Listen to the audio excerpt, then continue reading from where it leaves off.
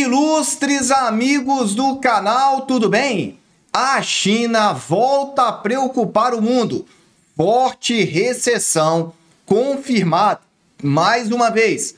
É sobre isso que nós vamos falar no vídeo de hoje. O que é que isso daí pode influenciar aqui no Brasil?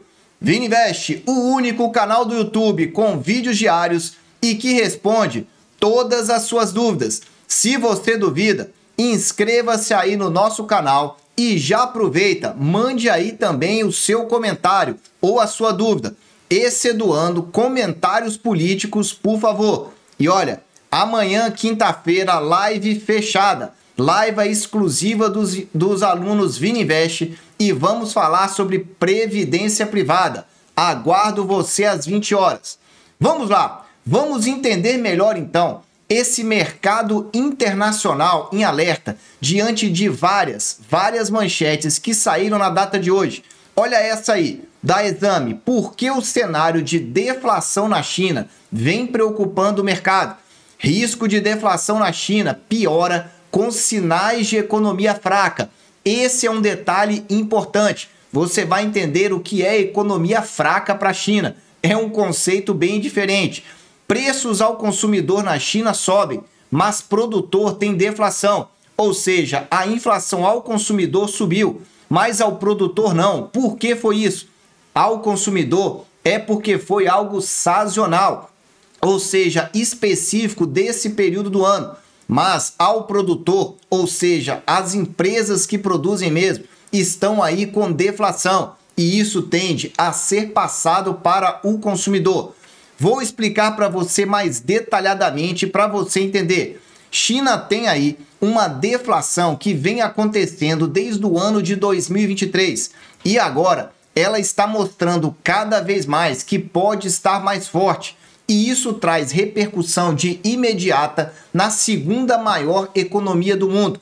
Vou repetir para você, a segunda maior economia do mundo está trazendo preocupações para os investidores. Vini, como assim? Essa inflação na China caiu para o menor nível em 3 anos. O que significa isso? Nós estamos verificando uma preocupação lá no país asiático, no sentido de tentar estimular que as famílias gastem mais, consumam mais. Porque lá na Ásia já é tradicional Japão e China serem mais poupadores. E cada vez que eles poupam mais, a economia tende a não girar. E isso atrapalha, então, a meta de crescimento do PIB chinês, que é de 5% para esse ano. Você não ouviu errado, é um PIBão mesmo. Dados da Bloomberg trazem aí uma preocupação em relação à demanda interna fraca, ou seja, ao consumo interno na China, pressionada por uma crise imobiliária arrastada há meses. Venho dizendo isso vídeo após vídeo aqui no canal. Quem comprou imóvel na China já deve ter perdido mais de 50%, 60% nos últimos 2 anos. É uma crise confirmada. E diz ainda, afetando a confiança dos consumidores e o dinamismo da economia local, porque as pessoas tendem a retrair o consumo. E isso pode gerar o que o mercado chama de um efeito bola de neve. Olha aí. O perigo da China é que a deflação possa crescer como uma bola de neve, ou seja, ela vai se retroalimentando e aumentando cada vez mais. De que forma? Na medida em que as famílias estão recuperando uma parte da queda de salários, mas elas estão cortando gastos e adiando compras. Esse é o ponto. Na medida que as pessoas vão adiando, porque estão vendo deflação, os preços caindo, elas adiam mais, a deflação aumenta, essa bola de neve vai se retroalimentando cada vez mais. Só que ela diz, com isso, as receitas das empresas começam a ficar sufocadas. Se não tem receita, significa que pode ter corte salarial. Se isso não resolver, vai ter demissão, levando famílias e empresas a uma falência e a um PIB menor. Para piorar, nós temos essa situação. Pesquisas mostram que isso já está começando a acontecer. Presta atenção. Setores da economia favorecidos pelo governo chinês como, por exemplo, fabricação de veículos elétricos e energias renováveis, os salários para quem está entrando no mercado já caíram 10%. Lembra que eu te falei anteriormente que os salários podem estar caindo? Tá aí, ó, 10% na parte de veículo elétrico e energias renováveis em relação ao pico de 2022. E agora tem esse ponto importante. Nós temos aqui uma situação, então, da Europa continuando a ver entregas de elétrico estagnarem. É isso mesmo, você não ouviu errado. Enquanto o mercado geral de veículos continua a recuperar, crescendo 5%, as vendas de elétrico aumentaram apenas 1%. Por que isso está acontecendo? Porque os países europeus estão aí reduzindo ou removendo subsídios de compra. E esse é um detalhe importante, ou seja, a inundação de cargos chinês na Europa pode estar com os dias contados. Essa é a grande verdade. E a preocupação reside justamente no que aconteceu com o Japão nos anos 90. É um ciclo que o Japão já passou durante um período que veio a ser conhecido como década perdida, quando o Japão teve uma estagnação esmagadora e seguiu uma bolha nos mercados. Ou seja, nós tivemos uma consequência e um fim bem trágico no Japão.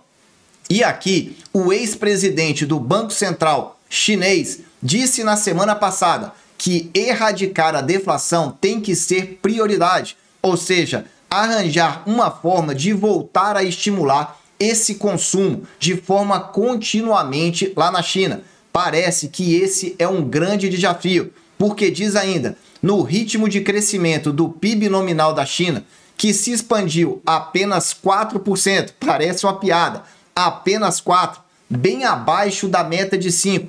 Cada país tem a sua meta, lá era 5%, agora está então em 4%, caiu 20%. E aí você me pergunta, ok, Vini, qual é o risco para o Brasil? Antes, dá aquele super like, porque aqui é sempre tentando trazer um resumo final para você entender aonde é que eu quero chegar. Primeiro ponto, a China é a segunda maior economia mundial, só perde para os Estados Unidos. Nós temos aí um histórico de poupança, não obrigatoriamente caderneta de poupança, mas de um mercado poupador lá na Ásia, em particular na China e no Japão. Veja, se nós temos aí então salários sem aumento, nós estamos vendo corte de gastos e adiamento das despesas no consumo interno na China, ou seja, o consumo está literalmente reduzindo. Quando nós estamos verificando isso, nós verificamos os preços caindo, é a deflação que eu te mostrei. Isso faz com que a receita das empresas comece a não render legal, decai o investimento, leva então a corte de salário. Se as empresas não estão vendendo, não tem como manter aquele salário. Num primeiro momento eles são cortados, depois acabam acontecendo demissões e por último podemos ter também falência de empregos na China, algo que lá nos Estados Unidos já está no seu maior nível em praticamente mais de uma década. Para finalizar, o Brasil é essencialmente commodities e que commodities é sinônimo da China. Se a China não crescer, o Brasil também fica estagnado, excetuando esse crescimento do nosso consumo interno, estimulado aí pela questão fiscal. Só que isso não tem ainda um prazo longo para durar. É um curto prazo que pode ser revertido diante de alguma situação inesperada. Traduzindo para você, a preocupação com a recessão deflacionária na China pode estar aí trazendo preocupações mundiais. E você, investidor, fica sabendo disso aqui antes do que em qualquer outro canal. Meus amigos, eu desejo sempre que vocês estejam na presença de Deus, que fiquem de olho. Deflação na China. E aqui só tivemos um mês. Mês que vem volta ao normal. Um abraço e até o próximo vídeo.